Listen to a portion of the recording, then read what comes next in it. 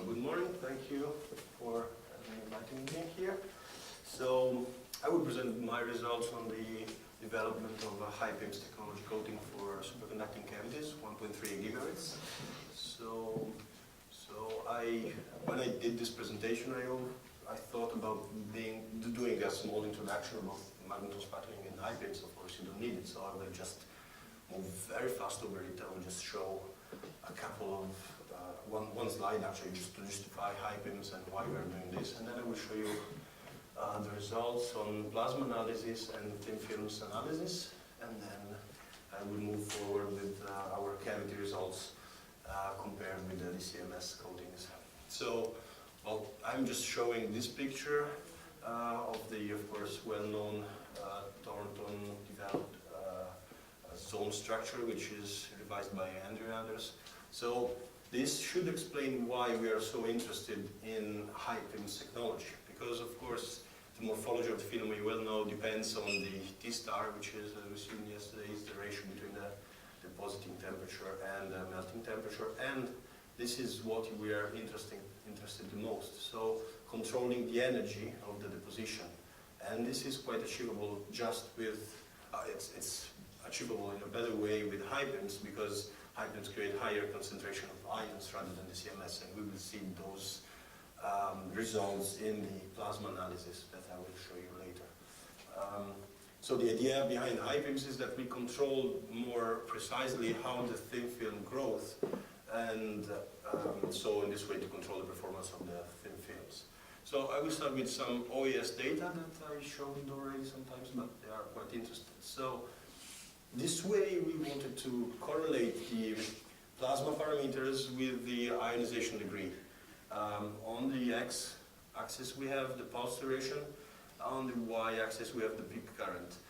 Let's consider that the most important parameter is the current density. So if this should be rescaled, here it should be 1 amp over square centimeter, and this, of course, it's 0.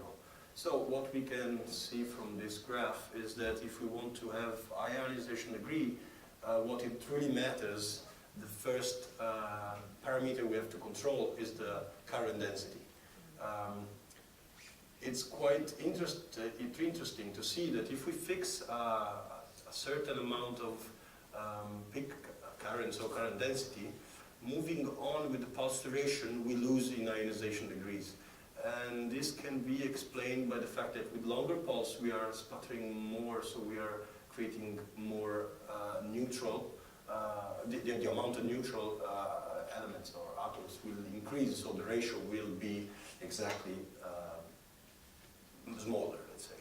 This can be quite well known and understood by this, graph. So here there is the plot of 3 different, let's say, trend of ratio between, of course, niobium plus and niobium 0, a different pulse width. So we see that 50 microseconds, which is the smallest pulse duration we could have, it gives the higher ionization degree. 200 microseconds is quite close, 550 is quite far away. So the point is, when we have to choose the parameter, we have to do a kind of trade-off, at least in my system, between the pulse width and the ionization degree. So the pulse width is an important parameter to control the stability of the plasma, at least in my system. So we saw that with 50 microseconds the plasma was quite unstable. So our choice was to use the 200 microsecond pulse, because we are not losing a lot of ionization degree, especially for high current density. So last thing I want to say about this is that till you arrive to a current density which is 1 amp over square centimeter, we are still in a regime which is close to the dcMS. To go in real HIPIMS regime, so I'm talking about the IV curve with exponential close to 1, we really need to go beyond this limit. And the results I will show you, there are 3 Ks, for example, which rely one, it will be in the low dcMS regime, so it will be around 0.5 amp over square centimeter. Then we will have 1 sample which would be slightly above, and then we will have something which is deep inside the HIPIMS regime, so we will use 2 amp over square centimeters. So once we choose the pulse width and the current, we wanted to analyze with the MS the distribution of energy of our ions. So basically, I will show you the results for the distribution energy of niobium plus, in this case because it's the most relevant ions we are interested in, and we will analyze 3 different cases, as I told you: 0.5 amp over square centimeter, which is the dcMS regime, 1.3, which is slightly above, and 2 amp over square centimeter. What I want to underline with this analysis is that the energetic distribution can be divided into 3 zones, more or less, which correspond, the first zone correspond to thermalized ions, which are thermalized exactly with the plasma. Then we have zone 2, which is an intermediate region in which we have ions which have higher energy, and then with the high energetic tail. So as we can see, with low current, we have the plasma is dominated by ions which are thermalized with the plasma itself. So we are not achieving the results of making a deposition with energetic ions. While if you increase the current, as you can see, the proportion of the amount of niobium plus ions with higher energy is increasing, while the thermalized is getting lower and lower. So this is what we want. And pushing even forward the current density, we can achieve a zone 2, which is almost 51% of the total amount of ions. So this is exactly the situation which we want to be in, because this way we are increasing actually the average energy of the ions and the total amount of energetic ions. In fact, all the coating we will, all the results that we'll be presenting, they will be related to this case, so 2 amps over square centimeter done with 200 microseconds. So if we move to the SEM analysis, we can see how the film morphology is affected by this. So this is the comparison between the dcMS on top. This is it's a cross-section view, and this is a top view and the cross-section. So if we analyze, this is the dcMS, and these are HIPIMS. The first thing we can see is the grain size. Here the contrast is not so well, but if you see the scale, this is 1 micron. The grain size are quite small. If we compare with the HIPIMS, the grain size seems to be much larger. This is intriguing because if we have a look at the cross-section structure of the film, we can see that there is kind of columnar growth in both of them. But what is really interesting is that the size of the columns for the HIPIMS seems to be smaller than the one for the dcMS. So why it should appear like having bigger grains? So in my opinion, the explanation is that while we grow the film on the surface, the grain boundaries, they will densify together, and they will appear as a single crystal, something which doesn't really happen for the dcMS coating. Another interesting point is that we can see here there is at the beginning, in the interface between niobium and copper, there is a strong competitive growth at the beginning, while after a while, so after a few nanometers, 100 nanometers, you can have, the preferential growth, or the strongest orientation, let's say, will win, and so it will start growing with a specific orientation. This is more evident in the HIPIMS case. Is the meter scale the same in the top or bottom? Sorry? The scale is the same? Well, yes, it's just that this film, you see this is the scale is 12 and 13, the magnitude. The point is that just a HIPIMS, it was a thicker film.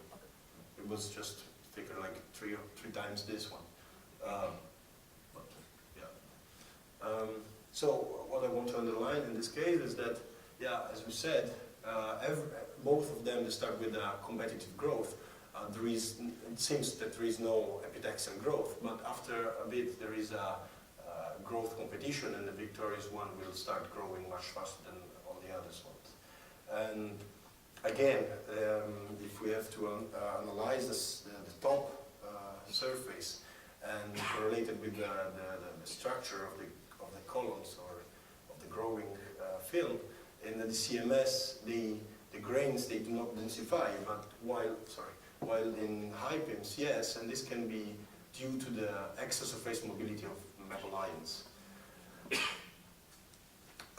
So after that, we tried to analyze with the XRD to see if there was any kind of preferential growth in the film. And what we discover is that, okay, so we analyzed I already showed this graph, we analyzed 3 different cases. So again, 0.5, 1.3 amps over square centimeter, 2 amps. So what we can see here is that the peak of the specific niobium 110 crystallographic orientation is growing with the current, while the copper 200 is decreasing. This effect can be due to a thickness problem, and as we know, the thickness between these 3 samples is different. But while the thickness of the film is increasing linearly, the ratio between niobium 110 and 200 copper is increasing somehow in an exponential way. This gives me the idea that the thickness is not the only,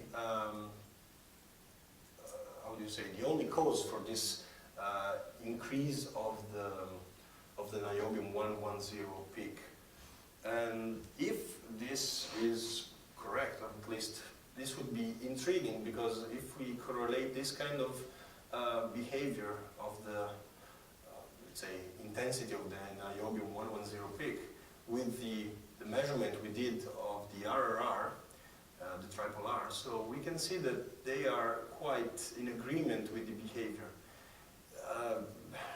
This seemed to give the idea that the RRR can be correlated to the specific crystallographic orientation, in this case for the 110. Of course, this has to be investigated a bit further, and this is just preliminary results, so we will see in the future if we will get more statistic actually, and more case to sustain this hypothesis. So after all this test, we decided to coat cavities with a current density which was quite high, so 2 amps over square centimeter. That means we used a peak current which was 200 amps, which is quite high for every normal sputtering deposition. So what we got in our cavities. First of all, I would like to introduce my system, and because I think this is really one reason why we can achieve the results that we show you later. So the system is cylindrical cathode system, which has 3 separated cathodes. This is very important because it allows us to give different potential to the 3 different parts. So the central part would be always at high voltage, so this would be basically the HIPIMS one, but it will allows us to play with the voltage here, and so we can play with the biasing voltage. This is something we are starting to prove at CERN. And this is secondary, this is very important. My cavity is exactly the chamber. So this always gives less source of contamination, and that's probably one of the reasons why we can achieve very low pressures in the range of 10 to the minus 10, so around 510 to the minus 10. How do we create plasma? Basically, we just insert the magnet in the central tube, which is in the open air, and moving the magnet, we move all along the cavities the plasma. I just want to say one thing: when we coat the cavity with the HIPIMS, we just coat the central cell with the HIPIMS, while the cutoff we coat with the dcMS for several reasons. The first reason is that the deposition rate of the CMS is much higher than HIPIMS, and the second reason is that the cutoff, in any case, they don't have a huge influence on the performance, but still. So, first graph I want to show you on the results on our cavity is the first exponential fit of the RS versus T. So this was one of the first cavity which performed acceptable, in an acceptable way, let's say. So the fit is quite close, and we have residual resistance which is in the order of 4.5 nanohm with RR which is 13. The RR is not amazing, but we will see the performance was quite good. This cavity was treated with, as I told you, 2 amps over square centimeter with a pulse width of 200 microseconds. Very important, and we will see later, very important is the surface treatment. So this cavity was, the copper cavity was initially treated with electropolishing to remove a huge quantity of material, and then with chemical attack, so with the subo. Of course, followed by passivation and rinsing before the coating. If I have to compare with the cavity we coated last week, which was another good cavity, we see that they are performing more or less the same behavior. The residual resistance is quite close, so it's of 6.5. The RR is a bit higher, but we will see how this doesn't really mean that the cavity will perform better. The only difference with the cavity I showed, with the results of the cavity that I showed you before, it's the surface treatment. So why? Because what we want to compare is the best dcMS cavity coated, and from literature we have 2 examples. So we have the dcMS coated cavity coated on a substrate which was EP plus SUBU, and then they got a huge improvement just passing to an EP treatment on the surface. So we just started to make some tests and coating cavity just treated with EP.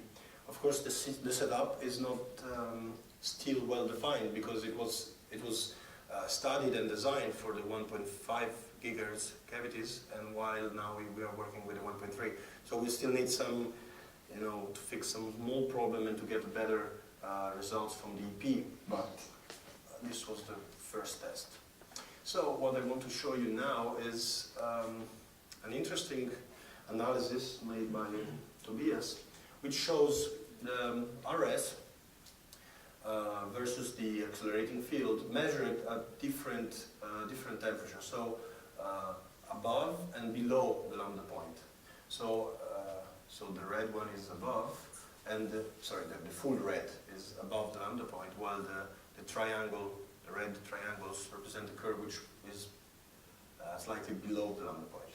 What is interesting is that the difference between the curve, while will increase with the accelerating field, is not constant.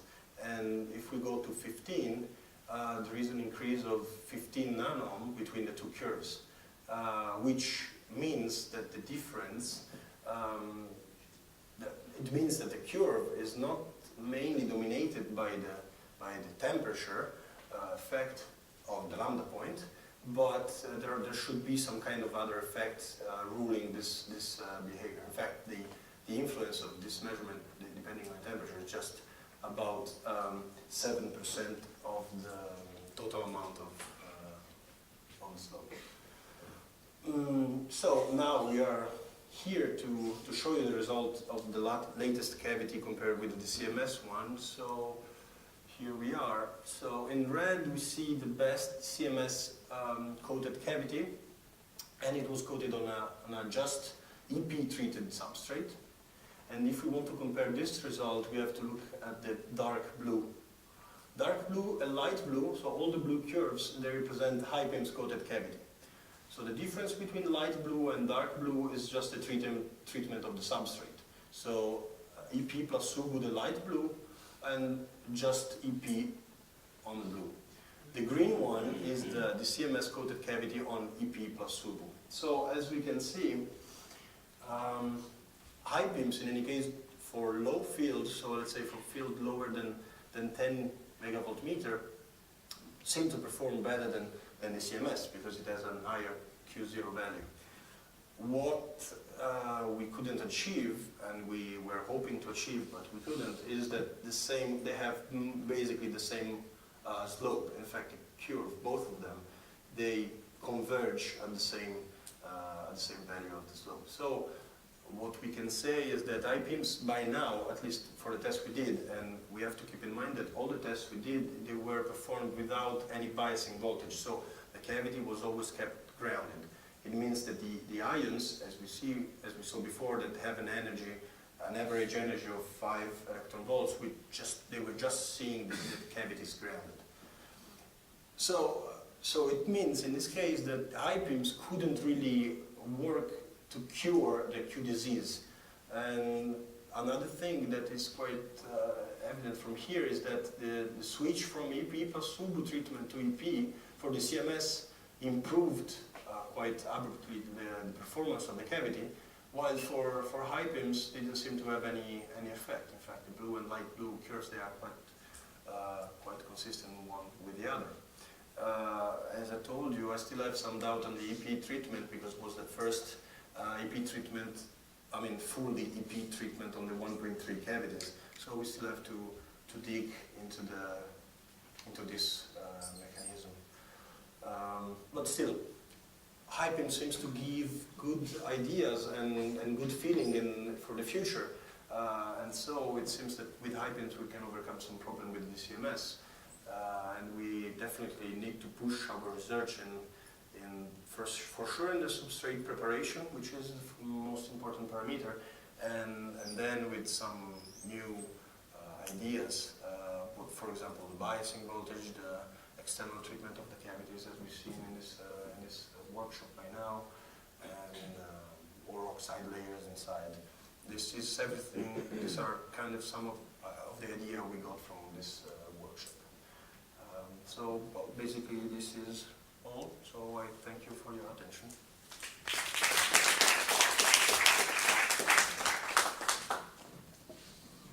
Great start. Any questions for you? Henri?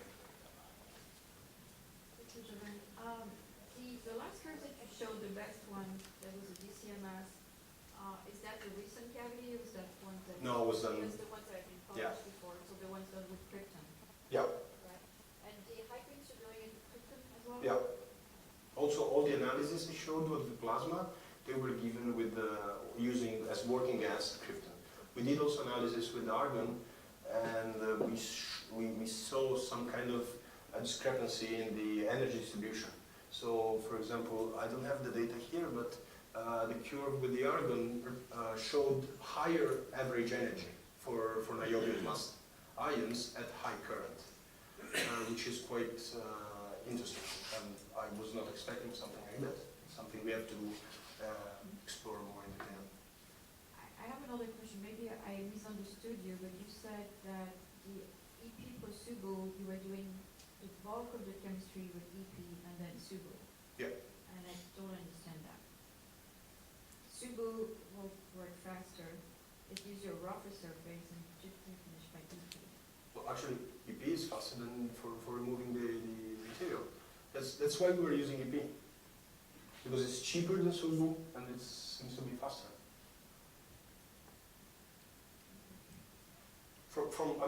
This is from what we know at CERN. Enzo. Oh, I'm sorry. Enzo.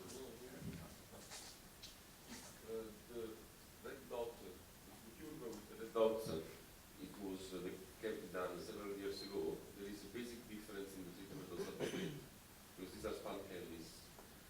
The red one has grinding, and the others not.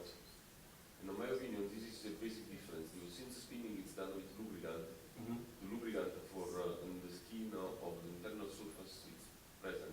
Yeah. If you do electropolishing, it can be even that you filter, you can have contamination.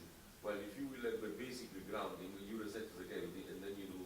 So, in my opinion, the treatment of substrate is not only pure SUBU, but it's also that one.